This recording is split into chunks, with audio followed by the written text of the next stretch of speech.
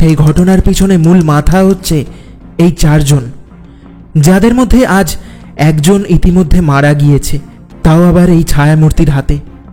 চোখের পলক ফেলতে না ফেলতেই সেই ছায়ামূর্তিটা ঝাঁপিয়ে পড়ল ওই তিনজনের ওপর।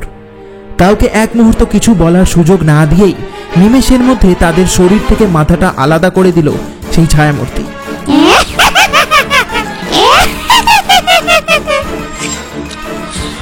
শুধু মাটিতে পড়ে রইল তিনজনের ক্ষতবিক্ষত রক্তে মাখা দেহগুলো।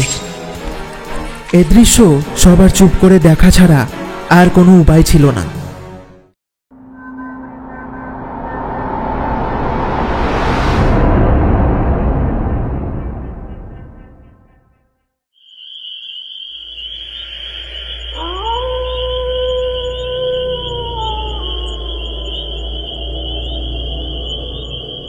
আজ রতনপুরে আমাদের আতঙ্কে লোকে কেমন ভয় দিন কাটাচ্ছে। কি যে শান্তি লাগে মনটা, তোদের কি বলি। হ্যাঁ, তা যা বলেছিস। তবে এবার কিন্তু আমাদের এই গ্রামে আরো বেশি করে চুরি ডাকাতি করা শুরু করতে হবে। পুরো গ্রাম লুটপাট করে ফেলে একদিন সময় বুঝে আমরা এই গ্রাম ছেড়ে পালিয়ে যাব। গোটা গ্রামটাকে ভিখারি বানিয়ে চলে যাব, আর কেউ কিছু টেরও পাবে না। এ থাম তো, খালি বড় বড় লেকচার। কাজটা মোটেই অতটাও সহজ হবে না। মুখে যা এলো তা গড় গড় করে বলে ফেললেই হলো না। আর তোকে না বারবার বলেছি যে সব সময় আমাদের কাজকর্ম নিয়ে বাইরে বেশি আলোচনা করবি না। দেওয়ালেরও কান আছে। একবার গ্রামে যদি জানাজানি হয়ে যায় যে এই গ্রামে চুরি ডাকাতি আর মেয়ে পাচারের পিছনে আমাদের হাত আছে, তাহলে এই গ্রামের লোক আমাদেরকে মেরে মাটিতে পুঁতে দেবে। রতনপুর, এই রতনপুর আজ যতটা আতঙ্কে ভরা গ্রাম হয়ে উঠেছে, ঠিক ততটাই সুন্দর আর আনন্দে ভরা গ্রাম ছিল আজ থেকে ঠিক 5 বছর আগে।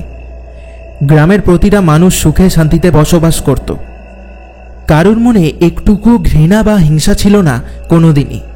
কিন্তু হঠাৎই একদিন এই রতনপুরের গ্রামের মাটি ভিজতে শুরু করলো নিরীহ মানুষদের রক্তে। গোটা গ্রামে শুরু হলো চুরি ডাকাতি আর খুনোখুনি। শয়তানের দল ঘরের মধ্যে ঢুকে মেয়েদের সম্মান নষ্ট করে তাদের নৃশংসভাবে মারতে শুরু করলো। গরিব লোকেদের থেকে টাকা পয়সা চুরি করে তাদের খুন করে জমি জায়গা কেড়ে নিল। গোটা গ্রামবাসী আতঙ্কে কেঁপে উঠল এই অপরাধীদের ভয়। একদিন হঠাৎই গ্রামে এমন এক ঘটনা ঘটল যেটা গোটা গ্রামকে বুঝিয়ে দিল যে তাদের এই অপরাধীদের কথা শুনে চলা ছাড়া আর কোনো উপায় নেই। এই গ্রামেরই একটি মেয়েকে ওই 4 জন ছেলে মিলে একদিন অপহরণ করে। তারপর তারা ওই মেয়েটিকে গ্রামের পশ্চিম দিকে লাল দিঘিতে নিয়ে গিয়ে নৃশংসভাবে হত্যা করে। যে দৃশ্য দেখার পর যে কোনো মানুষের গায়ের লোম খাড়া খাড়া হয়ে যাবে। এরপর থেকে ওই 4 জন আরও কত মেয়েকে এরম নৃশংসভাবে হত্যা করে কত মায়ের কোল ফাঁকা করে দিয়েছে তার হিসেব অজানা।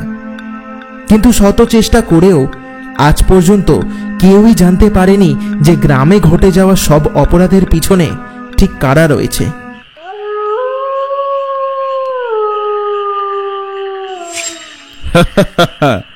জগাই, তুই না একটা আস্ত পাগল। তুই শিখবি না কোনোদিনও। নামেই তুই গুন্ডা, বুঝলি? চল, আমরা সবাই একটু মোড়লের আড্ডায় গিয়ে যোগদান দিই। গোপনে কি কথা হচ্ছে সেটা তো শোনা দরকার আমাদের। মোড়লটা না হার বজ্জাত। গোটা গ্রামের মানুষ অশিক্ষিত হলেও মোড়ল মালটা কিন্তু কিছুটা হলেও শিক্ষিত। লোকে তো তাই বেটাকে আজকাল ভগবান মানতে শুরু করেছে। শালা ওই মোড়লের জন্যে আমাদের কত কাজকর্ম ভেস্তে গেছে। সুযোগ পেলে না বেটাকে একদিন নামিয়ে দেবো, দেখিস। তা যা বলেছিস। চল তবে একটু মোড়লের আড্ডায় যোগদান দেওয়া যাক। বেটা কি ফোন দিয়ে আঁটছে বোঝা যাবে। তোরা যা, আমি চললাম। শরীরটা ঠিক ভালো লাগছে না আজ। এই বলে হারাধন নিজের বাড়ির পথে রওনা দিল। এদিকে বাকিরা মোড়লের আড্ডায় এসে দেখে মোড়ল সেখানে উপস্থিত নেই। কি গো হারু কাকা, মোড়ল কোথায়? আজকে আসেনি নাকি?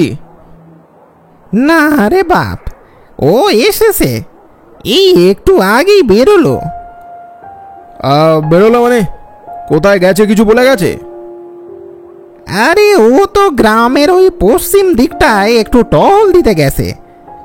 রাতের বেলায় কত কুকর্ম ঘটে আমাদের গ্রামে, তাই মোড়ল রোজ গ্রামের নানান প্রান্তে টহল দিতে যায়।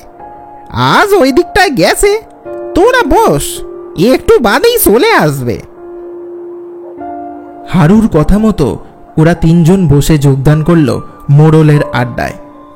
এদিকে মোড়ল টহল দিতে দিতে এসে পড়ে লালদিঘির কাছে।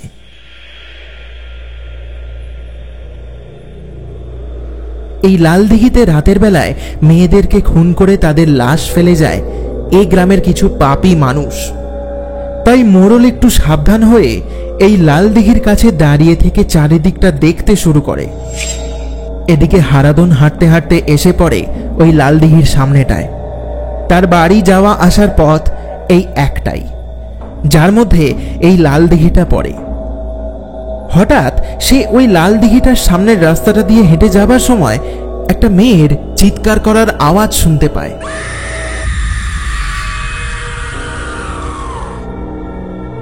কোনো মেয়ে চেঁচালো বলে মনে হলো না, কিন্তু আমরা তো কেউই এখানে কোনো মেয়েকে ধরে আনিনি। আর এই জায়গায় এমনিতে খুব একটা লোকজন আসে না। তবে কে চিৎকার করলো এক্ষুনি, দেখি তো একবার। এটা তো হারাধন বলে মনে হচ্ছে। কি ব্যাপার, ও এই লাল দিঘিটার দিকে যাচ্ছে কেন? আমার ঠিক ভালো ঠেকছে না। এই বলে মোড়ল চুপিসারে আড়াল থেকে হারাধনের ওপর নজর রাখল।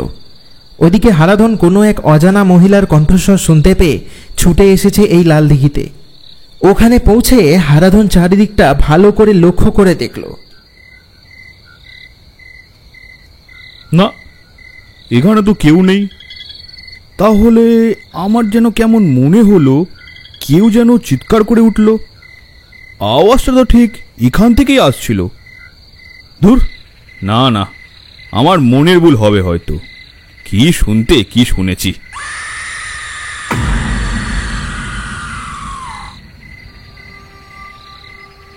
কথাটা বলা মাত্রই হারাধন আবারও সেই একই চিৎকার করার আওয়াজ শুনতে পায়। এ কি? এটা তো আমার মনের ভুল হতে পারে না। কেউ কোথাও নেই, কিন্তু কিন্তু তাও কেউ যেন চিৎকার করছে। কে কে কে আছো? দেখো, ভয় পেও না। আমি এই গ্রামেরই ছেলে। তুমি যেখানে থাকো না কেন আমাকে দেখা দাও, আমি তোমাকে সাহায্য করব। তুই কি সাহায্য করবি রে শয়তান? আমি ছল করে তোকে এখানে ডেকে এনেছি। এবার এবার আমার হাত থেকে তোকে কেউ বাঁচাতে পারবে না, কেউ না। হারাধন এটা শুনে পিছনে ফেরে। সে পিছনে ফিরতেই দেখে একটা নারী ছায়ামূর্তি তার দিকে চেয়ে দাঁড়িয়ে রয়েছে। তার গালের বেশিরভাগ চামড়াটা পচে গেছে, গলার এপাশ থেকে ওপাশ কাটার দাগ, সেটার ভিতর থেকে অনবরত রক্ত বেরিয়ে চলেছে। তার দুটো চোখের দিকে তাকালে মনে হবে কে যেন তার চোখের মণিটা খুলে নিয়ে দুটো জ্বলন্ত আগুনের পিণ্ড বসিয়ে দিয়েছে রাতের এই অন্ধকারে, যেটা জল জল করছে। সব মিলিয়ে এটা যে কোনো জীবিত মানুষ না, সেটা হারাধনের বুঝতে আর বাকি রইল না। এবার এবার তোকে কে বাঁচাবে?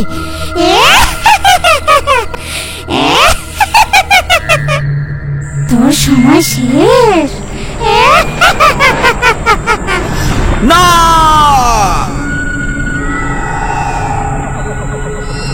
নিমেষের মধ্যেই হারাধনকে খুবই নৃশংসভাবে মেরে হাওয়ায় মিলিয়ে যায় সেই কালো নারী ছায়ামূর্তিটা। এই সব ঘটনা চুপিসারে মোড়ল একটা গাছের আড়ালে দাঁড়িয়ে দেখছিল। এই সব কিছু দেখে সে খুবই ভয় পেয়ে যায়। তারপর ওখান থেকে পালিয়ে তার আড্ডায় এসে হাজির হয় সে। সেখানে তাকে দেখে এক ব্যক্তি বলে ওঠে, কে গো মোড়ল, কিছু ডেকে ভয় পেয়েছে নাকি? আসো আসো, বসো। আরে আর বলিস নে বাপ, চোখের সামনে এক্ষুনি যা দেখলুম সেটা দেখার পর এখনো যে বেঁচে আছি এটাই সৌভাগ্য। এই বয়সে কি আর এসব কিছু সহ্য হয়? আরে খুলে বলো তো কি হয়েছে, কি এমন দেখেছো তুমি? আমি ওই লাল দিঘির সামনেটায় টহল দিচ্ছিলাম। হঠাৎ হারাধনকে আমি ওই দিঘিটার সামনে যেতে দেখি। ওকে ওইদিকে যেতে দেখে আমার একটু সন্দেহ হয়, তাই আমি একটা গাছের আড়াল থেকে দাঁড়িয়ে সব ঘটনা লক্ষ্য করি। আমি দেখি হারাধন দিঘির কাছে গিয়ে কি যেন বিড়বিড় করে বলছে, আর এদিক ওদিক তাকিয়ে কাউকে যেন খুঁজছে। তারপরেই হারাধনকে এক নারী ছায়ামূর্তি এসে আক্রমণ করে, আর নিমেষের মধ্যে হারাধন ওখানেই ওই ছায়ামূর্তির হাতে শেষ হয়ে যায়। কি কি কি বলছো কি মোড়ল? এ এ তুমি ঠিক দেখেছো তো? ওটা হারাধনই ছিল? মানে তুই কি বলতে চাস? আমার বয়স হতে পারে, কিন্তু এই দুটো চোখ এখনো আগের মতোই আছে। আর কিছুক্ষণ আমি যদি ওখানে দাঁড়িয়ে থাকতাম তাহলে হয়তো তোরা আমার মরা মুখটা দেখতিস। হে মা, তুমি আমায় রক্ষা করেছো। জয় মা, জয় মা। মোড়লের মুখে এসব কথা শুনে খুবই আশ্চর্য হয় জগাই, বিভূতি আর রাঘব। তাদের এটা মনে হয় যে মোড়ল রাতের অন্ধকারে নিশ্চয়ই ভুল দেখেছে। ওটা কোনো ভূত প্রেতের কাজ না, হয়তো এই গ্রামে তাদের বিরুদ্ধে কেউ রুখে দাঁড়িয়েছে, আর তাই সে হয়তো এই রাতের অন্ধকারে তাদের সবাইকে এক এক করে মেরে ফেলার পরিকল্পনা করেছে।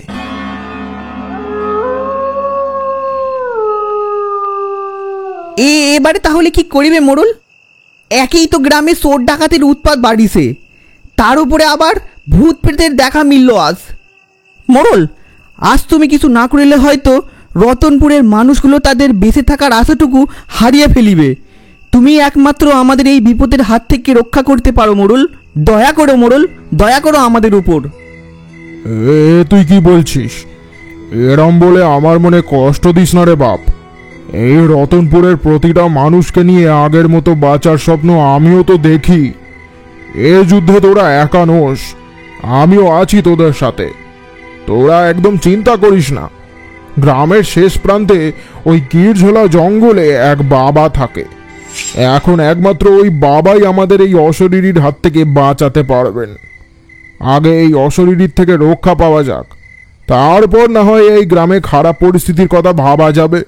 চল সবাই হ্যারিকেনের লাঠি নিয়ে এক্ষুনি হাঁটা লাগায় ওই জঙ্গলের দিকে। মোড়লের কথা শুনে সবাই মনে সাহস নিয়ে হাঁটা লাগালো ওই গিরঝোলা জঙ্গলের উদ্দেশ্যে, যেখানে ওই বাবা বসে ধ্যানে মগ্ন থাকে। গ্রামবাসীদের বিশ্বাস যে আজ এই ঘটে যাওয়া ঘটনার সমাধান একমাত্র ওই বাবাই করতে পারবেন। বেশ কিছুক্ষণ হাঁটার পর তারা সবাই গিয়ে পৌঁছায় ওই জঙ্গলের মধ্যে। সেখানে তারা ওই বাবাকে বসে থাকতে দেখে। বাবার সামনে গিয়ে দাঁড়ানো মাত্রই বাবা বলে ওঠে, তোরা রতনপুর থেকে এসেছিস এই এত দূরে আমার কাছে, তোদের নিরাশ করব না। তোদের সব সমস্যার সমাধান আমি করব। মোড়ল, বল কি সমস্যায় পড়েছিস তুই? সে কারুর কাছ থেকে কিছু জিজ্ঞেস না করেই তার মায়াবী শক্তি দিয়ে কিভাবে জেনে গিয়েছে যে সবাই ওই রতনপুর গ্রাম থেকে এসেছে তার কাছে সাহায্য চাইতে। আর সামনে চশমা ধুতি পরে দাঁড়িয়ে থাকা মানুষটা যে মোড়ল, এটাও সে ধরে ফেলেছে। সবার মাঝে নিস্তব্ধতা ভেঙে মোড়ল বলে উঠল, বাবা, আমাদের রক্ষা করুন বাবা। আপনি তো সবই জেনে ফেলেছেন, এ আপনার লীলা। দয়া করে আমাদের সমস্যার সমাধান করুন বাবা। আমাদের এই বিপদের হাত থেকে বাঁচান। গ্রামে যা শুরু হয়েছে তাতে গ্রামবাসীদের বেঁচে থাকাটা একটা লড়াই হয়ে দাঁড়িয়েছে। একে গ্রামবাসীদের ওপর ওই শয়তানের দলের অত্যাচার, তার উপর আজ সন্ধেবেলায় ওই লাল দিঘির পাড়ে। থাক, আর কিছু জানতে বাকি নেই আমার। আমি সবই জানি। তোদের গ্রামে এক অতৃপ্ত আত্মা ঘুরে বেড়াচ্ছে। সে তার বহু বছর পুরনো প্রতিশোধ নেবার জন্য অস্থির হয়ে পড়েছে। কেউ পারবে না তাকে আটকাতে, কেউ না। গত 5 বছর ধরে সে তার প্রতিশোধের আগুনে জ্বলছে। বাবা, বাবা, আপনি এ কথা বলবেন না। গ্রামের নিষ্পাপ মানুষগুলোর প্রশ্ন এটা।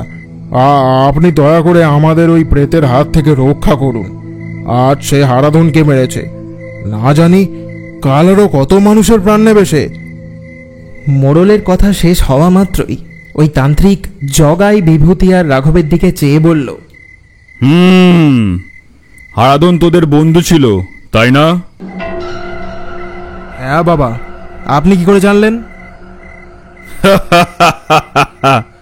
আমি সব জানি, আরো অনেক কিছু জানি তোদের ব্যাপারে, তবে আমি এখন কিছু বলবো না। এই বলে বাবা শটাং উঠে দাঁড়িয়ে পড়েন। আজ অমাবস্যা, ওই প্রেত আজকে তার অতি শক্তিশালী রূপ ধারণ করেছে। সবাই আমার সাথে ওই লাল দিঘির পাড়ে চলো, আমাদের হাতে বেশি সময় নেই। যথারীতি সবাই বাবার কথা মতো গিয়ে পৌঁছায় ওই লাল দিঘির পাড়ে। সেখানে পৌঁছানো মাত্রই চারিদিকটা ফেটে পড়ে একটা বীভৎস আর্তনাদে। কেউ যেন যন্ত্রণায় ছটপট করছে আর চিৎকার করছে। ওম হিং প্রিং জয় মা কালী ভদ্রকালী নমঃ, ওম হিং প্রিং জয় মা কালী ভদ্রকালী নমঃ। তান্ত্রিক মনে মনে কিছু মন্ত্র বিড়বিড় করে বলতে থাকে। মন্ত্রটা ঠিক স্পষ্ট শোনা যাচ্ছে না। হঠাৎই কোথা থেকে একটা বড় গাছের ডাল ঝপ করে ভেঙে আছড়ে পড়ল মাটিতে। আর একটু হলেই হয়তো ডালটা বিভূতির মাথার ওপর পড়ে তার মাথাটা থেতলে দিত। মোড়ল, কি হচ্ছে এসব? এখানে বেশিক্ষণ থাকাটা উচিত হবে না, এখান থেকে পালাও। খবরদার, আমার আদেশ ছাড়া কেউ এখান থেকে এক পাও নড়বে না। আমার সাধনা শেষ হওয়া অবধি সবাইকে এখানেই থাকতে হবে। তান্ত্রিকের কথা শেষ হওয়া মাত্রই কোথা থেকে দৃশ্যমান হলো সেই অশরীরী।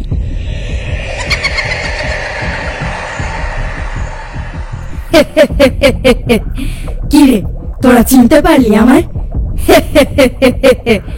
আমি যে মরে গিয়েও শান্তি পাইনি, তাই আজ এই অমাবস্যার রাতে তোদের তিনজনকে মেরে আমি নিজেকে তৃপ্ত করব। গত 5 বছর ধরে আমি এই দিনটার অপেক্ষায় ছিলাম। সবাই হতভম্ব হয়ে যায়। ওই কালো ছায়ামূর্তির কথা শুনে তান্ত্রিক বলে ওঠে, তোর কি চাই? কেন এদের মারতে চাস বল? তান্ত্রিকের এই প্রশ্ন করার পর ওই ছায়ামূর্তিটা বলে উঠল, আমি রিমি। গত 5 বছর ধরে আমি প্রতিশোধের জ্বালায় চলছি। প্রথমে আমি হারাধনকে মারি। আমি জানতাম তোদের মধ্যে কোনো একজনকে মারলেই আমি বাকি 3 জনকে পেয়ে যাব, আর তাই আমার প্রতিশোধ নিতে শুরু করি প্রথমে ওই শয়তানটাকে মেরে। আর তোরা কি ভাবছিস এই তান্ত্রিক তোদের রক্ষা করবে? তোদেরকে এখানে নিয়ে আসতে এই তান্ত্রিকই আমায় সাহায্য করেছে। এই কথা শোনার পর সবাই খুবই রেগে যায়। তারপর মোড়ল মশাই তান্ত্রিককে বলে, কি বাবা, আপনার কাছে তো আমরা গিয়েছিলাম যাতে আপনি আমাদেরকে বিপদের হাত থেকে মুক্তি দেন, কিন্তু আপনি কি করলেন? আপনি কি করে এই শয়তানকে সাহায্য করলেন? ওরে সবাই শুনলি তোরা? তান্ত্রিক কি করেছে? আমাদের গ্রামবাসীদের বলির ষড়যন্ত্র করেছে। খুব ভুল করলাম আমরা। আপনার কাছে সাহায্য চাওয়াটা একদমই উচিত হয়নি আমাদের। এই গ্রামের আর একটাও মানুষ বাঁচবে না, সবাই শেষ হয়ে যাবে এই ভণ্ড তান্ত্রিক আর এই অশরীরীর হাতে। যা বলার তুই বল, তবে একটা জিনিস মনে রাখবি, আমরা যা দেখি সেটা সত্যি নয়, আর যেটা দেখতে পাই না সেটাই হলো আসল সত্যি। আমি ভালো না খারাপ সেটা বিচার করার তুই কেউ না, তাই তোর কথায় আমি কিছু মনে করব না। যা ইচ্ছা তাই বল, তবে এটা বলে দি, তোরা আমার কাছে এসে কোনো ভুল করিসনি। তোদের গ্রামকে বাঁচাতে গেলে এই 3 জনকে মরতেই হবে, তবেই তোদের গ্রামে আগের মতন শান্তি ফিরে পাবি। তান্ত্রিকের মুখে এই কথা শুনে তো সবাই একেবারে চমকে গেল। তার মানে সব কিছুর জন্য এরাই দায়ী? একদম ঠিক বলেছিস। তোরা এদের বাকি 4 জনের মতন দেখলেও ভিতরে ভিতরে আসলে এরা শয়তান। আজ অবধি তোদের গ্রামে যত ঘটনা ঘটেছে সেটা এরাই ঘটিয়েছে। আমি আর বাকি কিছু বলবো না, বাকিটা তোরা নিজের চোখেই দেখবি। আর যদি বলিস যে এত কিছু আমি কিভাবে জানলাম, তাহলে এটা মনে রাখবি, আমি একজন তান্ত্রিক। ভূত ভবিষ্যৎ সবটাই আমার জানা। তোদের থেকে কয়েক গুণ বেশি শক্তিশালী আমি, তাই আমাকে সাধারণ ভাবার ভুল কাজটা করিস না। বাবা বাবা, আমি জানি এ কথা বলা উচিত হবে না, কিন্তু তাও আমি বলছি। বাবা, এদের কি আর একটা শেষ সুযোগ দেওয়া যায় না? না, এদেরকে কম ভাবার ভুল কাজ করিস না। এদের মতন জানোয়ারে এই সমাজে কোনো জায়গা নেই। মৃত্যুই এদের উপযুক্ত শিক্ষা। আমি কোনোদিন মানুষ মারার মতন পাপ কাজ করিনি, তাই এই কাজটি করার আদেশ আমি ওকে দিচ্ছি। যা করার ওই করবে। তান্ত্রিকের কথা শেষ হতে না হতেই সেই ভয়ঙ্কর ছায়ামূর্তিটা কথা বলে উঠল। এরা এরা হলো শয়তান। তোদের বাঁচার কোনো অধিকার নেই। আয়, তোদের মেরে তোদের রক্ত দিয়ে স্নান করি। আয়। ঠিক 5 বছর আগে তোরা যে যন্ত্রণা আমায় দিয়েছিলিস, আজ ঠিক সেই যন্ত্রণা আমি তোদের দেব। তোরা আমাকে সেদিন কেন মেরেছিলিস সেটা আমি জানি না, তবে আমার যে সেদিন কোনো দোষ ছিল না সেটা আমি জানি। ভেবেছিলাম ডাক্তারি পড়ে এই গ্রামে বিনামূল্যে গরিবদের চিকিৎসা করে এই গ্রামকে রোগমুক্ত করে তুলব, কিন্তু আমার সেই স্বপ্ন তোরা পূরণ হতে দিলি না। গ্রামবাসীদের রোগমুক্ত করতে পারিনি, তবে এই গ্রামে ছড়িয়ে থাকা তোদের মতো নরকের কীটদের বিনাশ আজ আমার হাতেই হবে।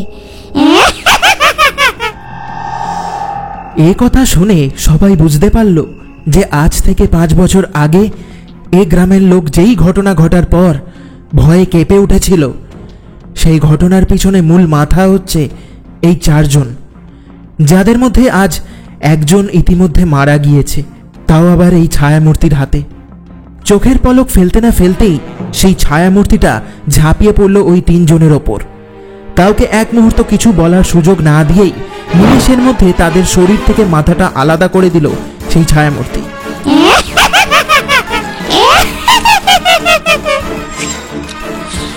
শুধু মাটিতে পড়ে রইল 3 জনের ক্ষতবিক্ষত রক্তে মাখা দেহগুলো। এ দৃশ্য সবার চুপ করে দেখা ছাড়া আর কোনো উপায় ছিল না। এরম মানুষদের সমাজে বেঁচে থাকার কোনো অধিকার নেই।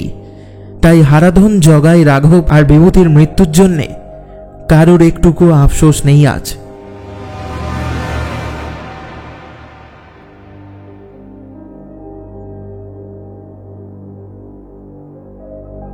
বন্ধুরা, জানি না তোমরা কতজন গল্পটা শেষ পর্যন্ত দেখলে, তবে যারা এখনো ভিডিওটা দেখছো তাদের সকলকে অনেক অনেক ধন্যবাদ। ভৌতিক মায়াজালের আজকের এক্সক্লুসিভ পরিবেশনা আজ এখানেই শেষ হলো। ঘটনাটা আমরা বাস্তবে ঘটে যাওয়া ঘটনার ওপর ভিত্তি করে তৈরি করেছি। আশা করছি তোমাদের সবার ভালোই লেগেছে। যদি গল্পটা ভালো লেগে থাকে তাহলে অবশ্যই লাইক করে দিও আর কমেন্ট করে তোমাদের মতামত জানিও। সবশেষে এটাই বলবো যে অপরাধের বিরুদ্ধে সবাই নিজের হাতের মুঠোটা তুলতে শেখো, দেখবে অপরাধ জমের বাড়ি পালিয়েছে। আজ এখানেই বিদায় নিচ্ছি। দেখা হচ্ছে আরও একটা ভয়ে ভরা গ্রাম বাংলার ভূতের গল্পে। টাটা।